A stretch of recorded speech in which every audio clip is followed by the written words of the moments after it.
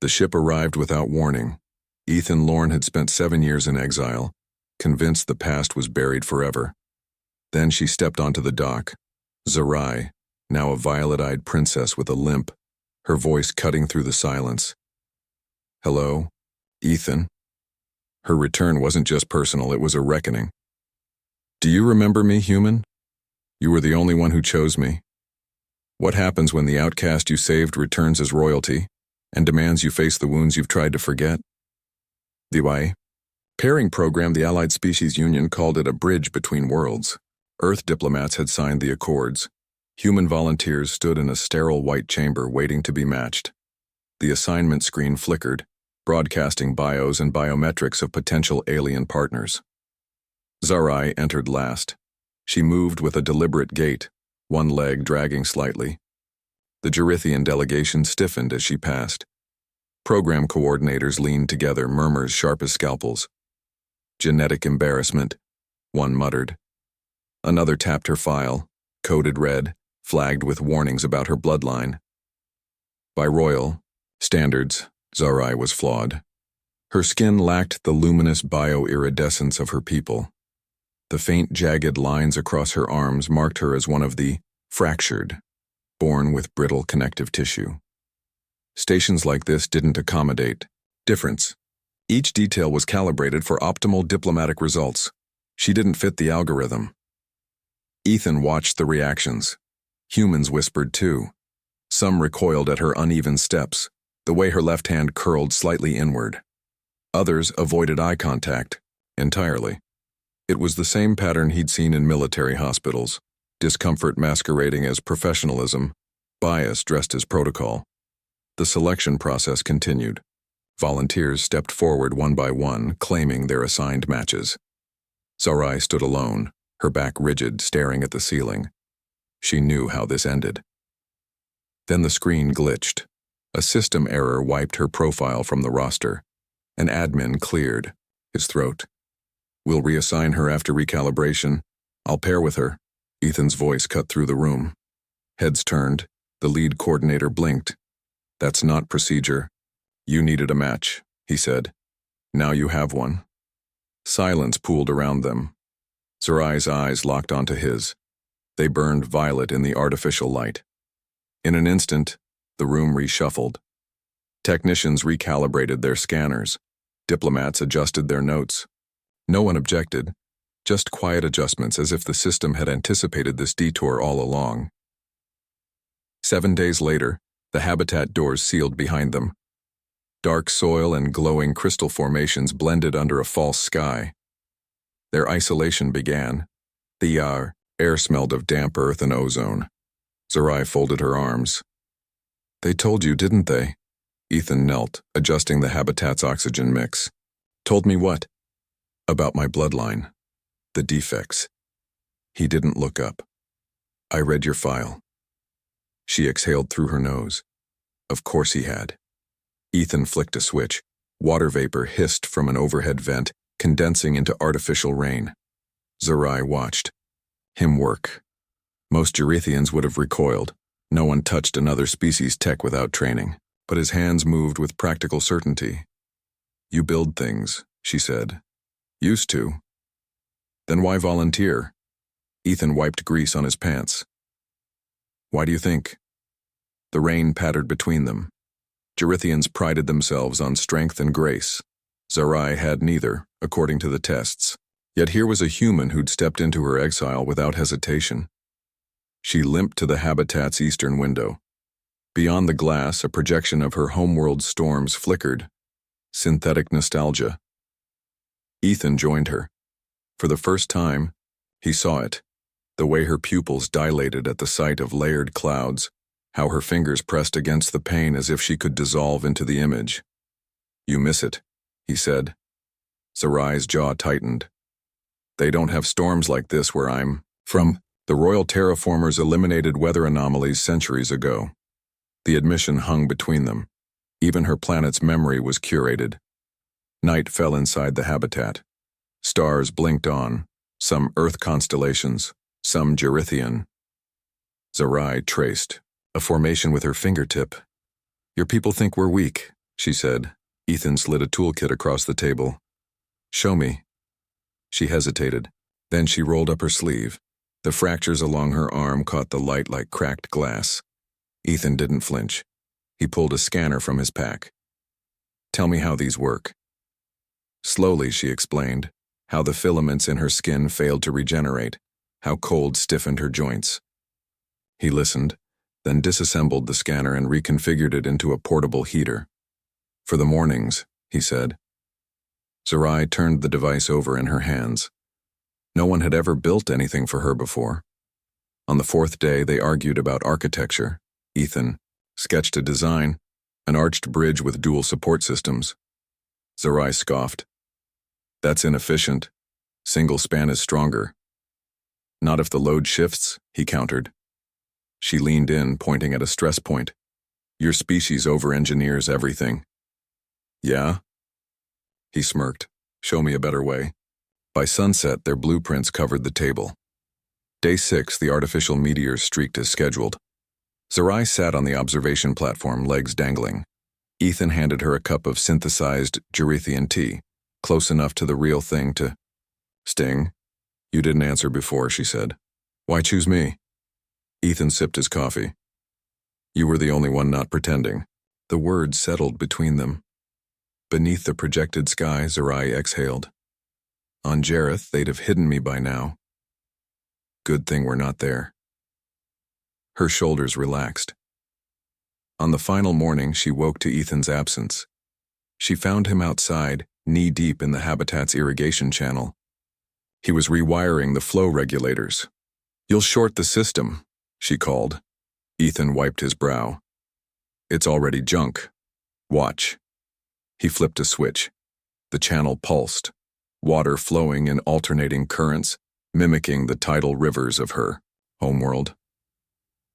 Sarai's breath caught. Figured you'd like the sound, he said. She stepped into the water. Cool liquid swirled around her ankles. For the first time in years, she didn't think about the limp. Ethan offered his hand.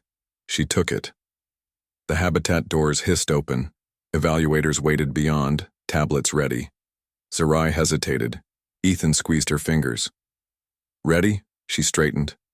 Together, they walked out. The program coordinators stared. No one had expected this. Not the way she held her head high, not the blueprint stuffed in Ethan's pocket, not the invisible shift between them. The lead evaluator checked his notes. Results are unconventional. Sarai lifted her chin. Good. Ethan smiled. Outside, the transport hummed to life. 7 days ago, they'd entered strangers. Now they left with something neither could name. The ship's ramp lowered. Neither let go. The artificial habitat hummed with mismatched ecosystems. On one side, Earth's oak trees shed amber leaves onto imported soil.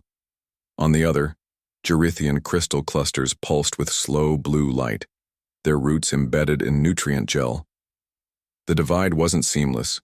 Where the biomes met, snapped branches, tangled with glowing tendrils. Sarai rubbed her thigh through her jumpsuit. The leg ached worse in humidity. She'd refused the program's medical scans, knowing what the readouts would say. Microfractures along the femur, tendon degradation. On Jareth, such flaws barred you from court appearances, let alone diplomatic missions. Ethan studied the habitat's control panel. Temperatures calibrated to your baseline. You read my file that closely? Standard procedure. He tapped the screen. Numbers scrolled. Oxygen mix, UV exposure thresholds. All optimized for her physiology, not his. Sarai limped past the oak saplings. Their leaves brushed her shoulders.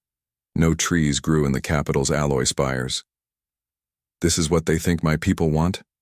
Plant fetishism? Ethan didn't answer. He crouched by a supply crate unpacking tools. Evening came with simulated birdsong. The habitat's sky dimmed to violet, approximating Jareth's twilight. Sarai sat on the mossy border between biomes, picking at her ration bar. Ethan approached, with 2 steaming cups. Try this. The liquid shimmered, faintly opalescent. Sarai sniffed. Not even close. Conclusions require data. Ethan sipped his own drink, black, bitter-smelling. She took a reluctant sip. Floral notes hit first, then the metallic aftertaste of replicated minerals. You got the iron ratio wrong. How? Wrong. 3 parts per million too high. Ethan pulled a stylus from his pocket and scribbled on his forearm. The ink glowed briefly before sinking into his skin. Better? Zarai blinked. Humans didn't have subcutaneous displays. You're recording that? Recipe needs work. He shrugged. Got a better idea? At dawn, she led him to the crystal garden. The formations responded to pressure. Tap one cluster, and connected nodes brightened. Zarai demonstrated the sequences her tutors had drilled into her. Greeting patterns, morning cadences. You memorized all this? Ethan traced a glowing line. They're court manners, like your... She gestured vaguely. Bow ties? Yes, those. He snorted. Never learned. Zarai hesitated, then guided his fingers to an untouched node. Press here when I finish. The scents mixing in the air made her lightheaded. Soil resin and ozone, sweat and synthetic silk. She moved through the greeting ritual, each step translated through her damaged leg. The usual judgmental stare of tutors was absent. Only Ethan waited, fingertips poised. She completed the final stance. He tapped the node. Light flared through, the crystals refracting off their faces. Not the prescribed response, something new. Clusters that should have dimmed stayed lit, weaving unexpected patterns between them. You added variables, Zarai said. Ethan wiped crystal dust on his pants. System looked flexible. They worked through the day. Ethan adapted tools, modified a sonic welder into a bone conduction speaker so she could hear Gerithian frequencies normally outside her range. Zarai critiqued his designs with increasing bluntness. That pivot joint's backwards. It's supposed to will snap under torsion. She flipped the component, realigning the struts. We don't waste material. Ethan watched her hands. Royalty learns engineering? Her shoulders tightened. Spent 6 years in the vocational annex, before they transferred me to containment. Silence settled. The habitat's sprinklers switched on, misting the oak branches. On the third morning, Ethan wasn't at the workbench. Zarai found him knee-deep in the Crystal Garden's runoff pool, rerouting piping. You'll drown the roots. Already are. He held up a clogged filter. See the discoloration? She crouched at the pool's edge. The normally blue-veined filters were streaked with orange. Oxidation, but the stabilizers don't account for earth microbes. He tossed the filter aside. Got spares? Zarai limped to the supply locker. The medical kit caught her eye, unopened since arrival. She grabbed the spare parts instead. By midday, they'd rebuilt the filtration system. Zarai's hands shook from prolonged exposure to cold water. Ethan noticed. He stripped the lining from his jacket and wrapped it around her wrists without comment. That night, she dreamed of the annex. The vocational instructors hadn't been cruel, just indifferent. Genetic disappointments weren't worth custom curricula. She'd learned alongside mechanics and sanitation techs, her royal blood meaningless next to her brittle bones. Dawn revealed Ethan already working. He'd dismantled the habitat's faulty humidifier and arranged the components on a tarp. My turn to teach, he said. Humans had no court rituals, but their engineering principles followed elegant hierarchies, load distributions, redundancies. Zarai grasped the concepts faster than he expected. You've seen this before, he said. She lined up brackets in descending size order. The annex had human tech manuals, smuggled. Why? They were thorough. She didn't mention nights spent tracing diagrams with her fingertips, imagining structures that supported rather than constrained. On the 5th day, the habitat's artificial storm cycle activated. Rain sheeted across the dome. Zarai stood under, an oak watching water bead on her sleeves. Ethan joined her, holding a makeshift awning, repurposed thermal foil stretched over a frame. We should wait. She tilted her face up. The rain was warmer than home. Lightning flashed. The thunderclap shook the dome. Zarai's leg buckled. Ethan caught her elbow. His grip was firm, unhesitating. They stood there as the storm peaked, the awning rippling overhead. After, in the drying-out silence, she examined the prosthetic schematics he'd left open on his tablet. The designs allowed for lateral motion most Gerithian physicians dismissed as unnecessary. You could build this? With the right tools. She traced the ankle joint. They'd never permit it. Ethan shut off the tablet. Not their call. On the final night, the habitat projected Jareth's twin moons. Zarai lay on the moss, staring up. The simulation had minor inaccuracies. Constellations. A degree off? Atmospheric refraction slightly wrong. Ethan stretched beside her, close enough that his body heat cut the evening chill. You're quiet, he said. She rolled onto her side. The physician pulled at her hip. Were you ordered to pair with me? No. Then why? Ethan didn't answer immediately. The dome stars reflected in his eyes. You know what your file said about the fractures? Zarai stiffened. Every degrading centimeter. They're patterned. He reached out, stopping just short of her arm. Like river deltas on satellite scans or cracked glass under polarized light. Her breath caught. Seen a lot of breaks in my time. His hand dropped. Never one that looked like that. Something hot prickled behind Zarai's eyes. It's defective. Tissue. Yeah? Ethan turned his head. From where I'm lying, it's beautiful. The words unraveled something in her chest. The habitat's simulated wind rustled the oaks. Tomorrow, evaluators would arrive. Protocols demanded assessments, reports. But here in the manufactured dark, none of that mattered. Zarai reached across the space between them. Her fingers found his. The habitat's meteor shower began precisely at 21. Programmed spectacle for diplomatic bonding. Blue-white streaks split the false sky above the oak grove. Zarai sat with her back against a tree trunk, knees drawn up. Her fingers worried at the hem of her jumpsuit where it rubbed against her hip fracture. Ethan emerged from the crystal garden, arms streaked with luminescent pollen. The glow caught in the creases of his palms as he knelt beside her. They're brighter than last cycle. Calibration error, she said automatically, then swallowed. The excuse sounded hollow, even to her. They watched in silence. Meteor trails reflected in Zarai's violet eyes, painting constellations across her pupils. Ethan reached out, hesitated, then brushed a fallen leaf from her shoulder. His fingers lingered, not grasping, just present. Zarai's breath hitched. No one touched her without purpose. Medical necessity, diplomatic obligation. Never this.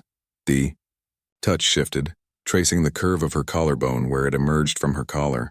His fingertips mapped the topography of her, raised fracture lines along her upper arm, the slight inward twist of her left wrist.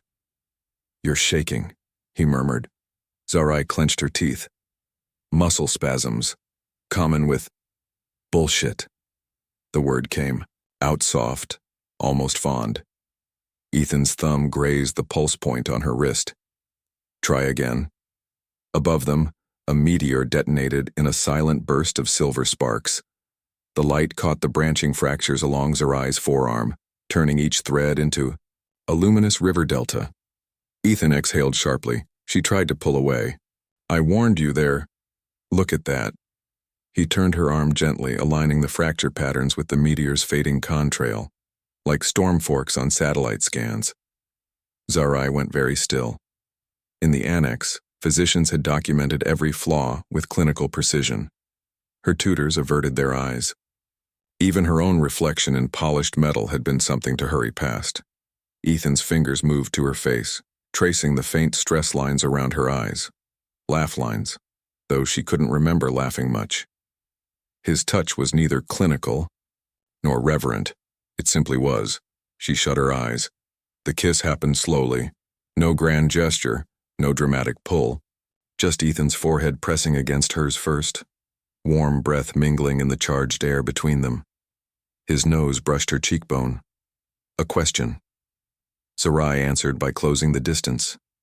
Their lips met, chapped from recycled air, tasting of synthetic tea and metal. Not the desperate clash of starving beings, but the careful alignment of two people finding an edge to lean against. Ethan's hands framed her face, thumbs catching the moisture she hadn't realized leaked from her eyes. When they broke apart, she kept her eyes shut, shoulders trembling. You're thinking. He rested his brow against hers again. Stop. Hard to. Her voice came out fractured. His lips brushed the hinge of her jaw. Then think about this. Kisses migrated.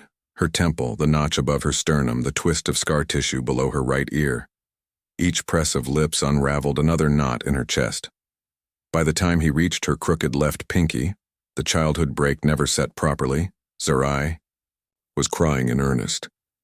Don't. She grabbed his wrist. You don't have to. Ethan turned his hand palm up. A constellation of scars crossed his own fingers, chemical burns, plasma arcs. Neither do you. They knelt there as meteors fizzled overhead. Sarai traced his scars with shaking fingers, cataloging each ridge in the half-light. The act itself felt transgressive, this mutual unveiling. Eventually they lay back on the moss. Sarai curled into Ethan's side, her head on his chest. His heartbeat pulsed steady against her cheek. Neither spoke of what came tomorrow, when evaluators would swarm the habitat with their scanners and scoring matrices. She focused on the sound beneath her ear, human heartbeats faster than Gerithian, more erratic. Her fingers found the hem of his shirt, slid beneath to map the keloid ridge across his ribs. Ethan caught her wrist. Souvenir from the series conflict. You never mentioned combat. Didn't ask. She pressed her palm flat over the scar. His skin burned hotter than hers. Another physiological mismatch to add to the growing list. Later, when the habitat Sarai sat up sharply, pain flashing across her face. Ethan, he was already standing, scooping up his pack. Protocol required clean exits, no lingering goodbyes, no undisclosed attachments. She reached for him.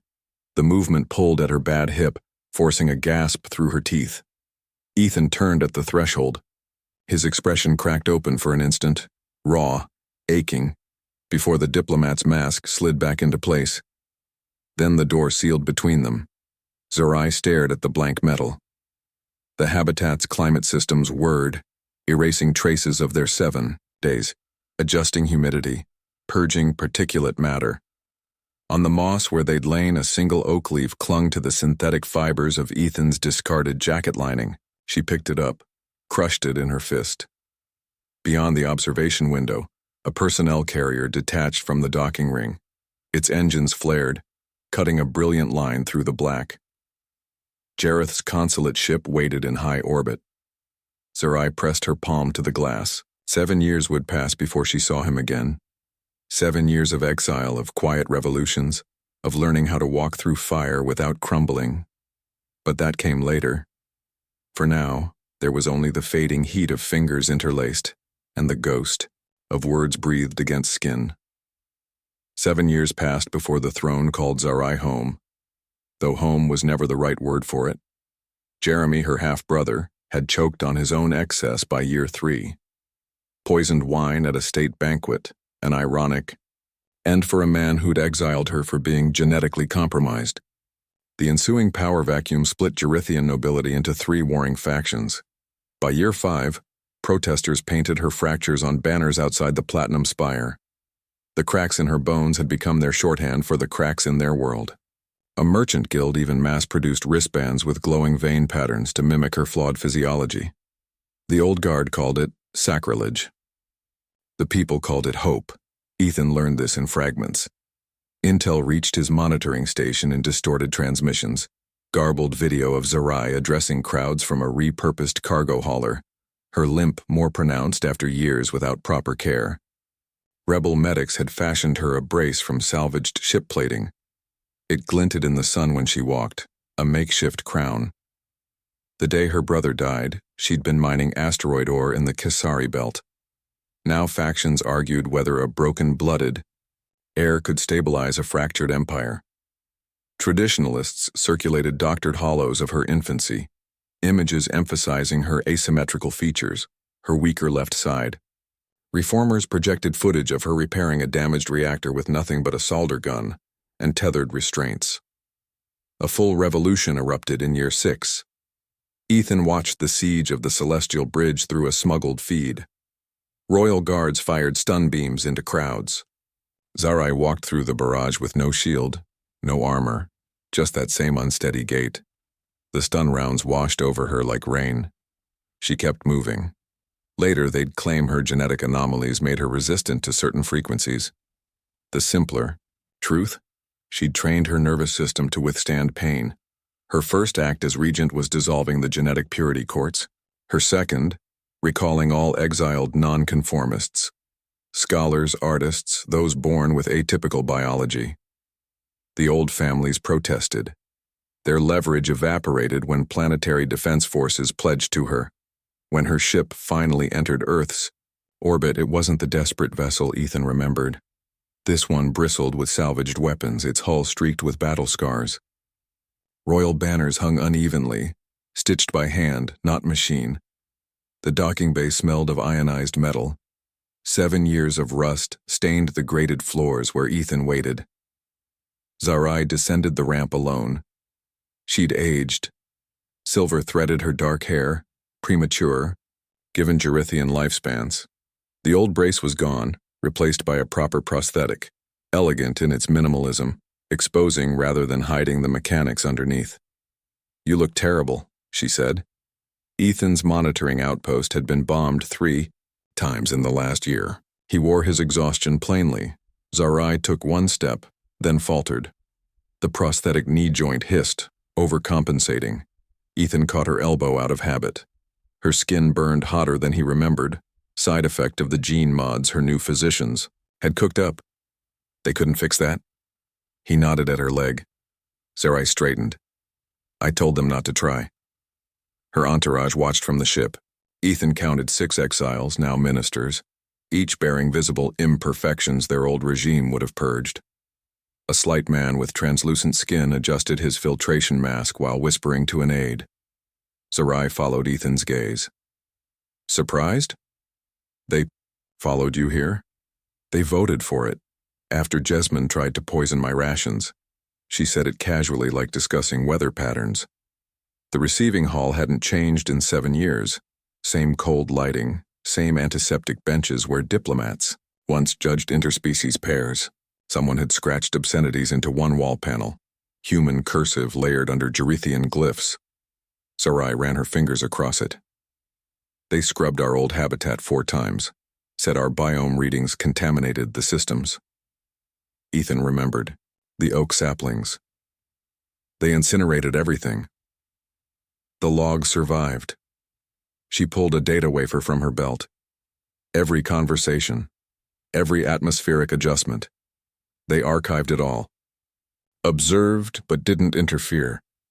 The wafer glowed between them. 16 terabytes of observation notes. Every shared glance, every casual touch documented. Zarai's expression hardened. Guess we weren't just an experiment after all. A chime sounded from her wrist unit. Encrypted transmission. Gerithian script scrolled too fast for Ethan to parse, but he caught the emergency sigils. "They found it," Zarai murmured. "Found what?"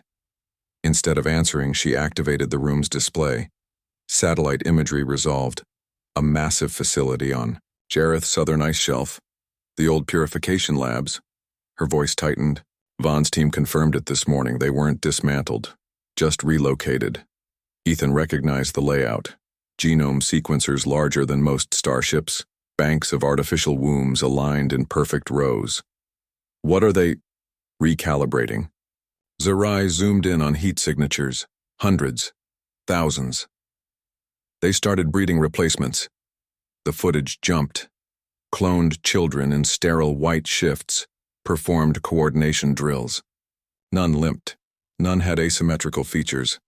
That's why they let me take the throne. Zarai's fingers curled around her wrist, pressing into old fracture lines. They needed time to grow a flawless heir. Her wrist unit chimed again. 36. More facilities identified across 3 continents. Ethan's stomach dropped. How long have you known? Since week 1. We found plans in the Royal Archives. Modified succession protocols, all predating my brother's death. She shut off the display. They were never going to accept me. Outside, Earth's delegates were arriving. Black cars winding down the coastal road, their windows tinted against the afternoon sun. Sarai watched them approach. I'm issuing a formal request. Earth's medical corps have experience with clone suppression. And if they refuse? She touched the exposed servos on her prosthetic. They whirred faintly under her fingertips. Then I go home with nothing. And my people die in the streets while perfect children inherit their ashes. A transport docked outside. Diplomatic security poured out. Human and Gerithian both. Ethan stepped closer. What do you need? For the first time, Zarai's composure cracked. Her knuckles brushed his wrist, the same spot she'd gripped 7 years ago. You were the first person to see me as worthy, she said quietly. The doors opened. 12 delegates entered, their expressions carefully neutral. Sarai straightened her spine. The leg brace adjusted automatically, compensating for the shift in weight. Ethan matched her posture. They faced the tribunal together. The operating theater smelled of antiseptic and ozone. Sarai lay strapped to the bioconductive table, IV lines snaking into her arms. Overhead, the gene sculpting array hummed to life, needle-thin probes extending toward her vulnerable points. Dr. Vaughn adjusted his gloves. We'll begin with the skeletal structure. The femur microfractures weakened the most. Sarai turned her head. The restraints creaked. You mean the imperfections your tests created after birth? Vaughn ignored her. The probes descended, their tips glowing blue. Neural inhibitors activated next, flooding her system with compliance chemicals. Her fingers twitched against the restraints. Ethan watched from the observation deck through one-way glass. 3 levels below, Vaughn's team prepped the reconstruction chamber. A hologram of Zarai's perfected form rotated above their heads, symmetrical, graceful, devoid of any fracture patterns. A security badge dug into Ethan's palm. He'd lifted it from a technician 30 minutes ago, swapping the access codes while she complained about late meal breaks. Metal groaned beneath his boot. The floor panel came loose with minimal coaxing, standard human architecture in what was otherwise a Gerithian facility. The gap revealed a light flickered in the surgical array. Then darkness, emergency glow strips, activated as backup power engaged. Shadows leapt along the walls. The door controls sparked violently before shorting out completely. Zarai's restraints went slack. She sat up too fast for someone dosed with inhibitors, tearing the IV lines free. The chemicals should have made movement impossible. Unless someone had swapped the IV bags earlier. Ethan emerged from a ceiling vent, dropping soundlessly onto a supply cart. Procedures canceled, he said. Sarai rubbed circulation back into her wrists. They'll declare me unfit if I refuse treatment. Yeah? Ethan tossed her a bundle of black fabric, maintenance coveralls. You seemed pretty fit when you walked through those stun beams last month. Vaughn banged on the sealed door controls.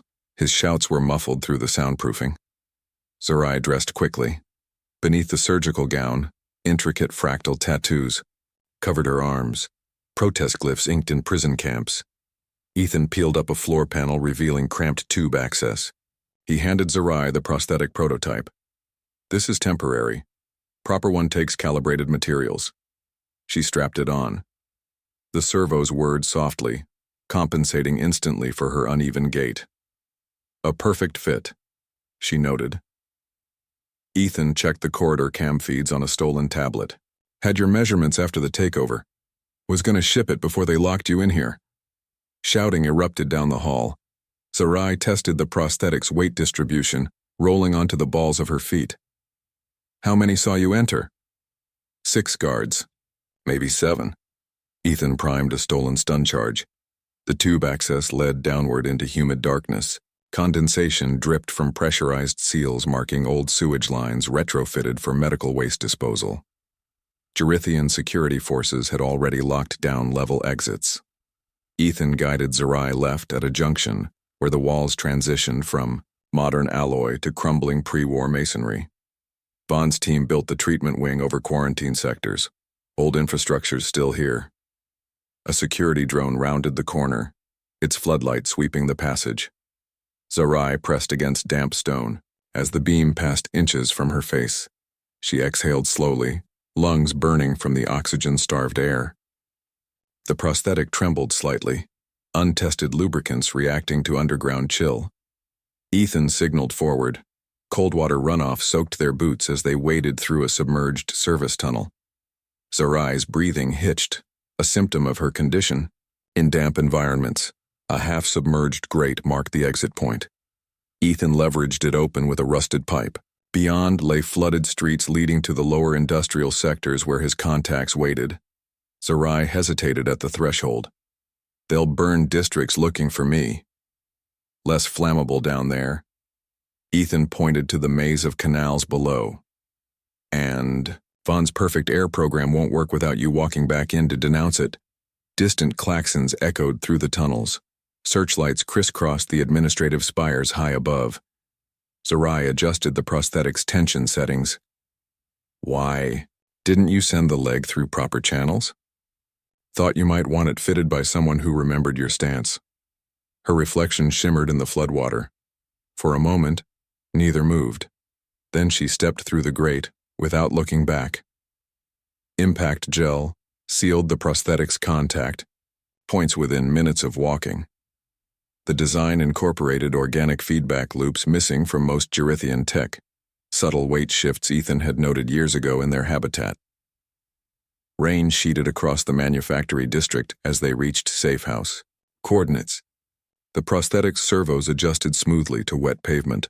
Zerai stopped beneath a flickering advert display. You kept the schematics all this time? Had a good teacher. Tension bled from her shoulders. 2 blocks away, emergency vehicles screamed toward the medical complex. The hunt would intensify by dawn, but for now, in this suspended moment between downpours, they walked. Uneven steps blending with rain patter, 2 mismatched gaits falling into sync. The prosthetic held. The assassins timed their strike as Zerai crossed the open concourse. The plaza had been cleared for her speech, another calculated risk, demonstrating trust in her people without the crutch of royal guards. Her prosthetic clicked on the polished stone, calibrating automatically to the slight incline. 3 medics approached from the southern colonnade. Their white robes bore the crest of the Royal Physicians Guild, but their gait carried tension, too much weight on the balls of their feet. Zerai's own security detail had doubled since Vaughn's lab raid, but today she'd ordered them to step back 15 paces. A gust whipped through the plaza, fluttering the medic's sleeves. The glint beneath fabric registered a second before the neural disruptor fired. The blast grazed Zerai's left shoulder. Fire lanced through old fracture lines as the weapon's resonance frequency found its match. She staggered, catching herself on the central fountain's edge. The water splashed her fingers. Real, not holographic. Another break from royal tradition. Screams erupted. The crowd surged backward, pressing against barricades. The lead medic dropped the pretense, yanking back his robe to reveal military-grade implants beneath. His second shot went wide, searing a black streak across the plaza tiles. Zerai moved toward him. Each step sent jagged pain up her leg as the prosthetic fought against the disruptor's interference. The thing in her chest, what Gerithians called, the core pulse humans called a heart, hammered against her ribs, but her breathing remained steady. The second assassin flanked her. His weapon widened, charging for a kill shot.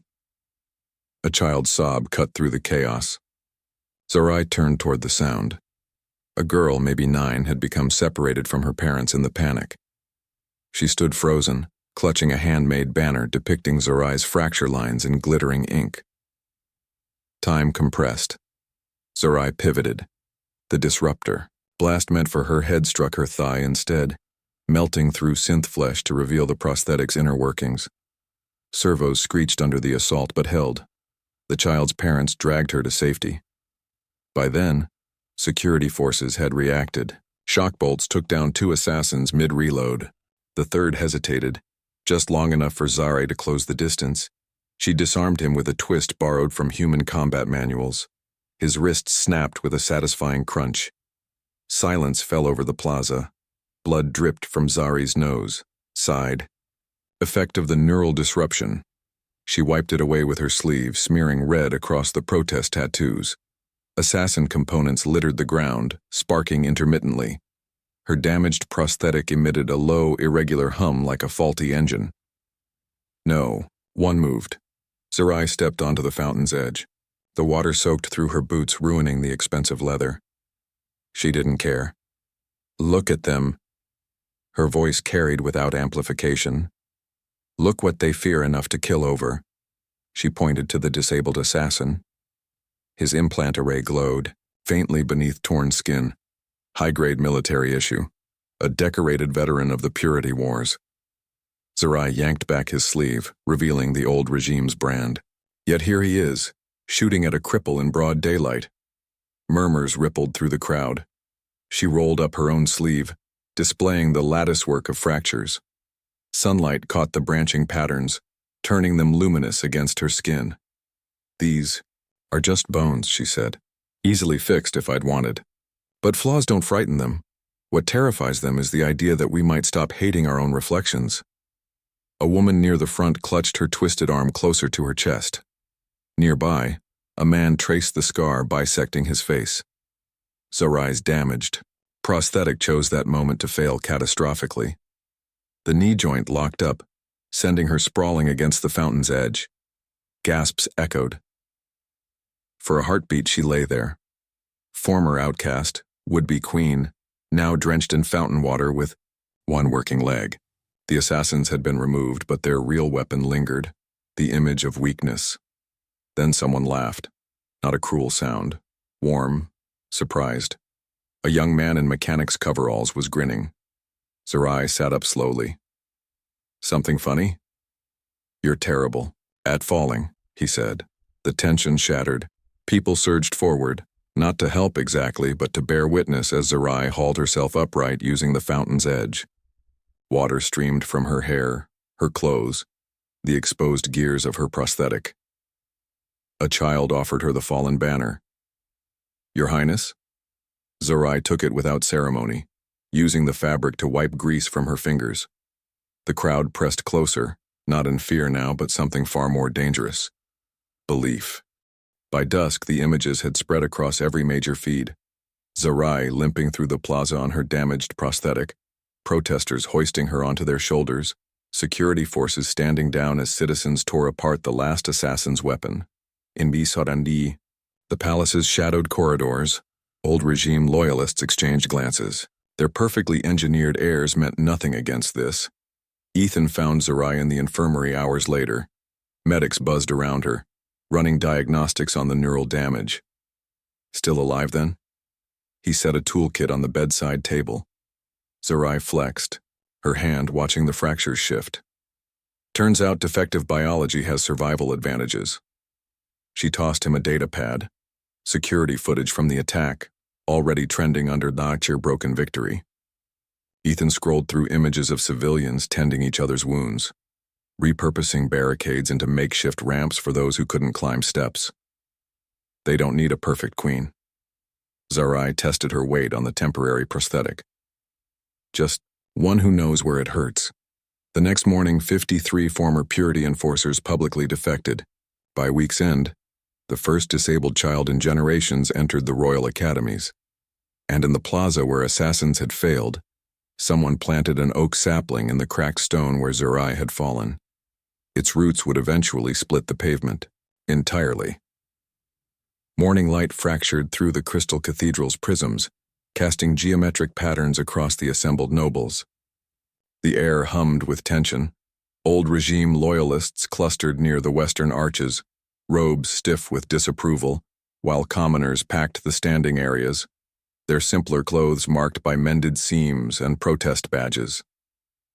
At the center aisle, Ethan adjusted the unfamiliar drape of his ceremonial jacket. The fabric pulled across his shoulders, cut for Yarthian proportions, not human frames.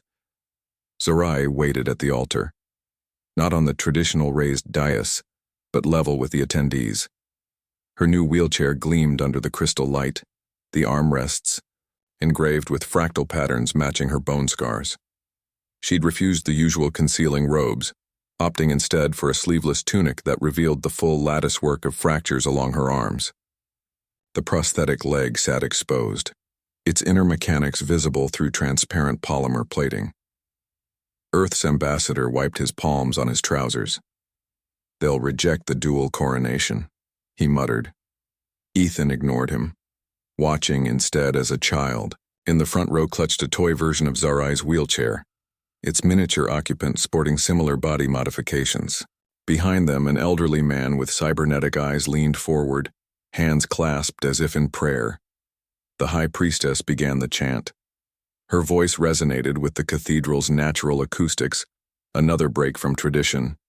Normally, amplification, fields would distort the sound to something more pleasing. Today, every unvarnished syllable carried. "The crown passes not to the perfect, but to the proven," murmurs rippled through the crowd. The old phrasing demanded purity of blood and form. This rewrite landed like a grenade.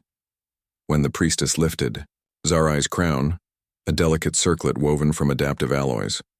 It wasn't the solid platinum of previous reigns. Thin fractures ran through the metal, filled with luminescent resin that pulsed faintly in time with the crystals overhead.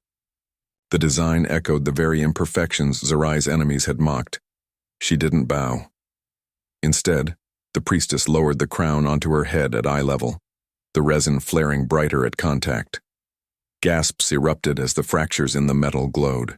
Violet, a perfect match for Zarai's eyes. Then came Ethan's turn.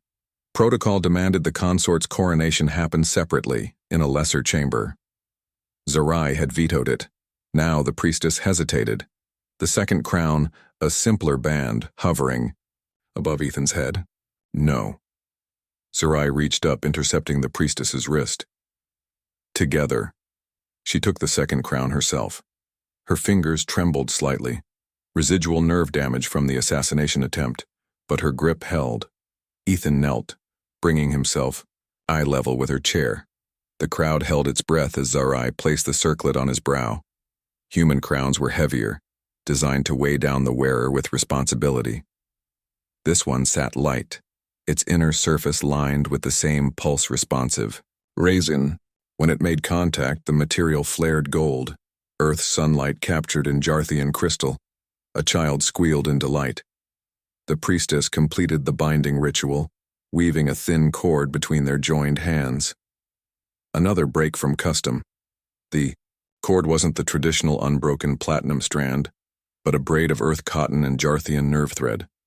It stretched slightly as Zarai turned her chair to face the assembly. "Kneel," she commanded, not to her, to each other. At first, only the front rows moved, a young mechanic supporting his elderly mother as she lowered herself with painful slowness. Then others followed, the motion rippling backward like a wave. Nobles glanced at each other, some refusing, many reluctantly complying. Near the rear, a cluster of purity enforcers remained standing, their faces thunderous. Zarai didn't comment. She simply waited until the rustling fabric and shuffling feet stilled. The high priestess signaled the final rite, the merging of elements.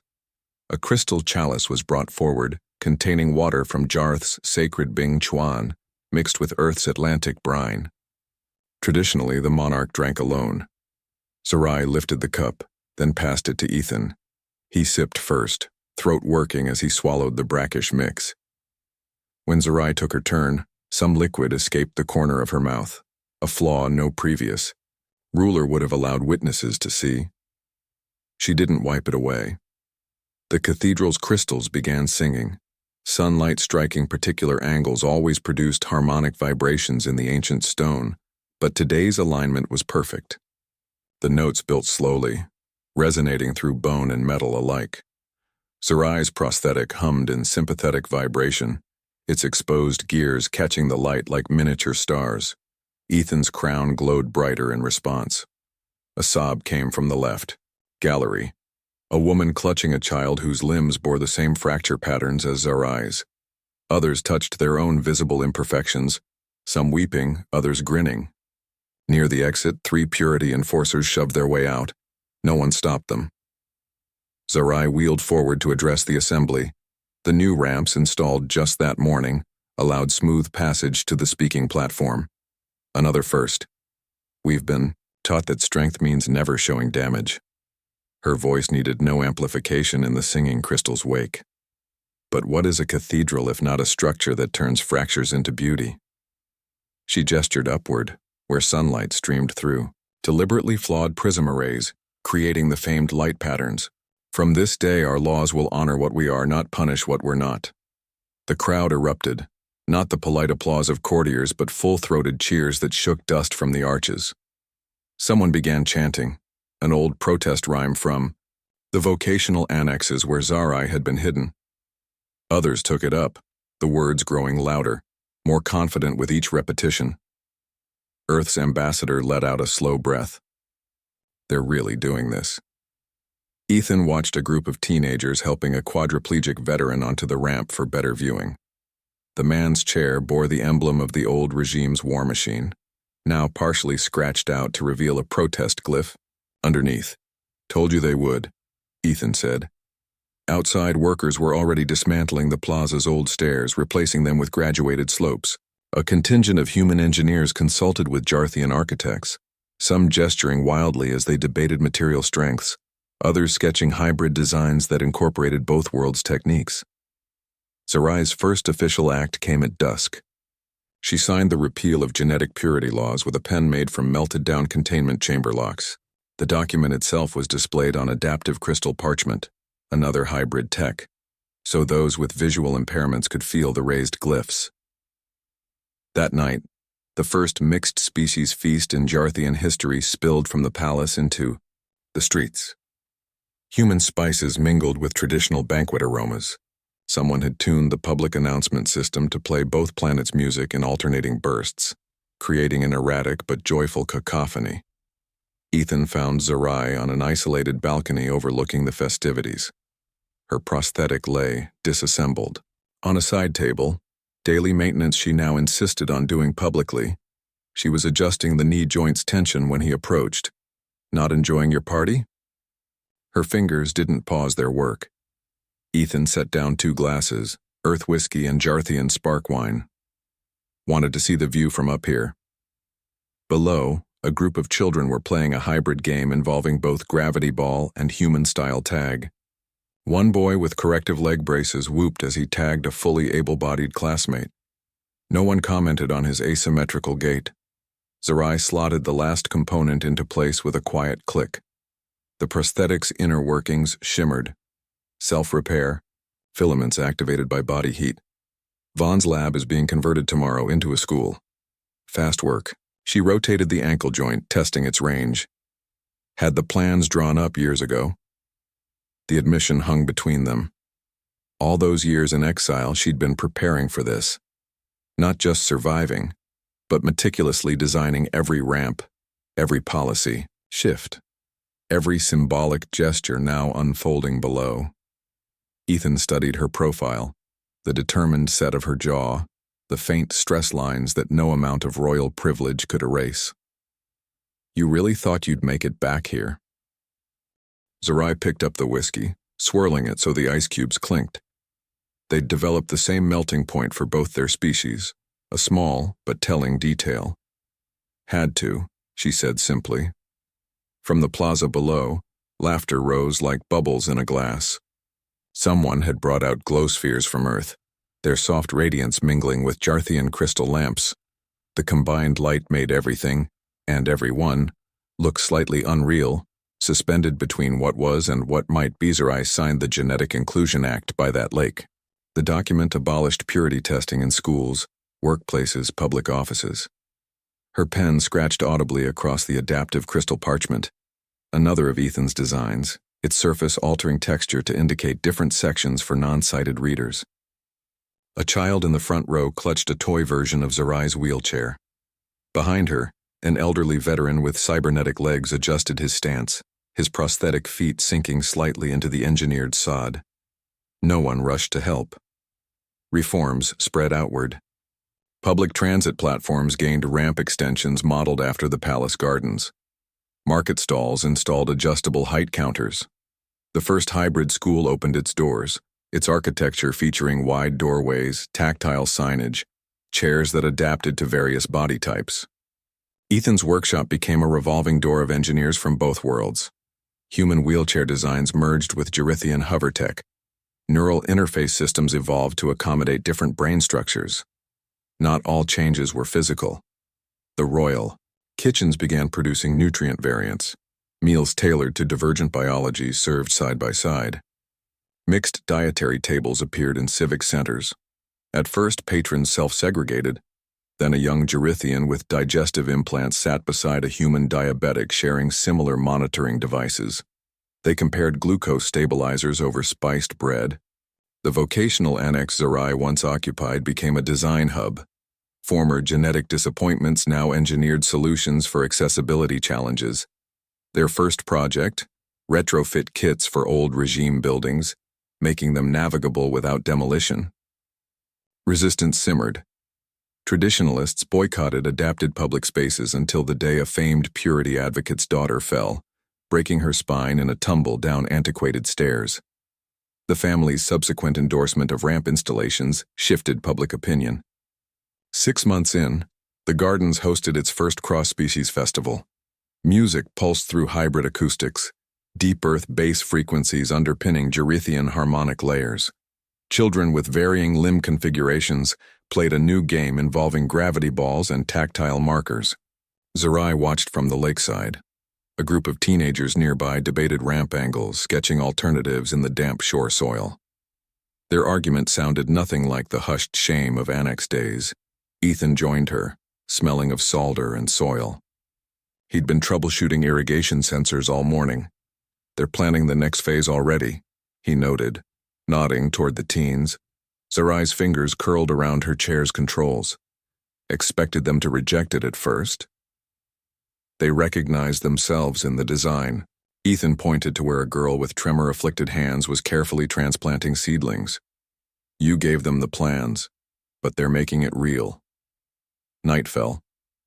The lake's hybrid water captured starlight differently than either planet's oceans. Wood, refracting it through suspended minerals into faint prismatic halos. Zerai transferred from her chair to the bank's engineered slope, letting her legs dangle in the water. The cool liquid soothed old aches, both the biological leg's microfractures and the prosthetic's neural connection points. Ethan sat beside her, rolling up his sleeves. Scars from 7 years of jury-rigged rescues crossed his forearms. For a long moment, they simply watched the water. Around them, the garden thrived, a testament to things once deemed impossible growing in careful balance. Zerai broke the silence first. "Back in the habitat, you asked why I volunteered for the pairing program." The memory surfaced, rain pattering against the dome, her guarded question hanging between them. Ethan smiled. "Never got an answer. Thought you'd figured it out." She gestured to the thriving garden, the mingled voices, the water swirling around their limbs. Earth and Jareth, outcast and engineer, somehow made whole. He cupped a handful of lake water, watching it seep through his fingers. Part planetary, part borrowed, wholly transformed. Had to see it to believe it. Zerai leaned into him, her shoulder pressed against his, warm through the fabric. Above them, the false meteors from their habitat days streaked across the palace's atmospheric projection, a programmed reminder. They sat like that as the party wound down around them, 2 broken pieces holding each other together, while the world they'd rebuilt glittered in reflection below their feet. The water rippled gently. Some disturbances, they'd learned, weren't fractures, just the necessary reshaping of boundaries, the slow erosion of barriers once thought immovable. Tomorrow would bring more reforms, more resistance, more quiet victories. But this moment, this perfectly imperfect stillness between storms, belonged only to them. The last festival lanterns flickered out. Their reflections lingered longest, in the adaptive water, shimmering at the edges like living things still learning their proper shape. The palace observatory smelled of polish and ozone. Zerai pressed her palm against the glass dome where it curved overhead, staring at the projected sky. The meteor shower program ran every night, a personal indulgence, one the palace staff had learned not to question. Synthetic streaks of light ripped across the false atmosphere, precisely calibrated to match the habitat simulations from 7 years prior. Ethan found her there. He carried 2 cups, one Gerithian tea, one Earth coffee, though he'd long forgotten which was whose preference. Some habits blurred over time. You remember setting the sequence? He set the cups on the low table, one chipped from an assassination attempt's stray shot. The question hung between them. Zarai didn't answer immediately. Her fingers flexed against the glass, tracing the path of a particularly bright meteor. The gesture pulled her sleeve back, revealing old fracture patterns that now bore golden ink, a regal contrast to their origins. "That's not what I meant," she said finally, the false stars reflected in her eyes. Ethan moved closer, his shoulder brushing hers. He knew what she was asking. "Do you remember?" she continued, voice low. "The girl who couldn't meet your eyes in the habitat?" Ethan exhaled through his nose. The steam from their drinks curled upward in twin spirals. "I remember the way you critiqued my bridge designs on day 4. Zarai's mouth twitched. "I remember your left wrist shaking when you thought I wasn't looking," he said. Her fingers stilled against the glass. "I remember the sound your breath made. Here." Ethan touched the spot below his own ear. "When we kissed under the first meteor shower." The projection above them hit peak intensity, streaks of silver and blue intersecting in impossible geometries. It was technically inaccurate, this version. Neither planet's true night sky looked quite like this, but accuracy wasn't the point. Zarai turned. The light painted her face in fragments, illuminating the stress lines around her eyes, the faint scar from Vaughn's attempted procedure, the regal slope of her nose that had somehow survived every attempt to reshape her. "Not the queen," she insisted. "Her, the broken one." Ethan didn't hesitate. "You were never broken." The declaration landed like a stone. Zarai had spent a lifetime hearing variations of this, platitudes from medics, reassurances from aides, but Ethan's words carried weight. Here was the man who'd seen her buckled under neural disruptors, who'd rebuilt her prosthetic 3 times, who knew exactly how many pain suppressors she took before public appearances. His hands found hers. The left still tended to curl inward. His thumb stroked the tension from her palm. "What you're really asking," he murmured, "is whether I'd choose you again." She didn't deny it. The meteors overhead began their fade cycle, streaks dimming to embers, then to memory. The program would restart in 12 minutes. It always did. Ethan lifted her hand. His lips brushed each fracture line, each imperfect junction. "I choose you every morning when you steal the covers, every afternoon when you override my irrigation settings, every time you try to hide your limp before council meetings." Zarai's chest tightened. "I remember the habitat," he continued. "I remember 7 years of radio silence. I remember pulling you from Vaughn's operating table." His lips found the pulse point at her wrist. "I remember all of you." The projection reset with a quiet hum. New meteors flared to life, their trails intersecting in the exact same patterns as before. The illusion of repetition, but these were entirely new photons, new calculations, fresh energy. Zarai exhaled. 7 years ago, she'd been the one unable to meet his gaze. Now it was Ethan who looked away first, blinking something back. She cupped his jaw. Her left thumb, the crooked one, never properly reset, brushed his cheekbone. "Saw you first, you know," she murmured. "In the pairing chamber, before you stepped forward." Ethan stilled. "You were adjusting someone's monitor when they weren't looking," she continued, "no reason, just..." Her fingers mimicked the motion, a slight twist, a calibration. The memory surfaced, a half-formed thing. He'd forgotten that detail himself. The air between them thickened. Zarai leaned in first, not the calculated movement of a queen, but the unsteady lurch of that same girl from the habitat. Ethan met her halfway. Their kiss tasted of shared history, Earth coffee and Gerithian tea. the metallic tang of prosthetic maintenance fluids, a hint of palace orchids. When they broke apart, the meteor shower peaked again. Same sequence, same brilliance. But everything had changed. Ethan's forehead rested against hers. "We were both searching," he murmured. Sarai smiled against his lips. Gerithian myth claimed falling stars carried spirits seeking new lives. She'd never placed stock in such stories, not until this human with grease-stained hands had reassembled her world along different fault lines. Outside, the palace reforms continued, ramps being welded onto old staircases, hybrid schools drafting, inclusive curricula. But in this suspended moment, the only progress that mattered was the space between their shared breaths. The kiss deepened. 7 years lost, 7 years reclaimed.